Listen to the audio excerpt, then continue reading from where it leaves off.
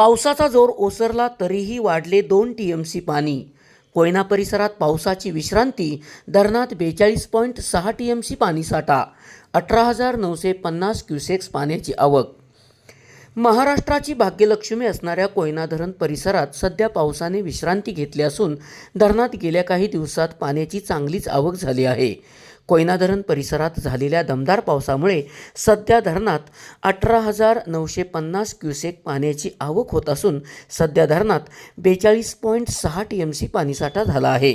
गेल्या 24 तासात कोयना धरण परिसरात 8 मिलीमीटर, नवजा परिसरात 20 मिलीमीटर तर महाबळेश्वर परिसरात 17 मिलीमीटर पावसाची नोंद झाली आहे.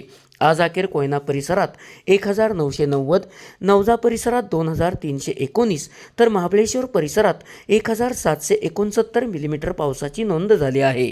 सध्या पडत असलेल्या पावसाने कोयना परिसरातील प्रसिद्ध नवजा धबधब्यासह इतर धबधबे ओसंडून वाहू लागले आहेत. हे धबधबे तसेच हिरवागार निसर्ग पाहण्यासाठी पर्यटकांची गर्दी वाढू लागली आहे. गतवर्षाच्या तुलनेत यावर्षी कोयना धरणात पाण्याची आवक चांगली असल्याचे कोयना धरण व्यवस्थापनाने सांगितले आहे. SP ओरिजिनेटिव्हसाठी सुनील परीट, कराड.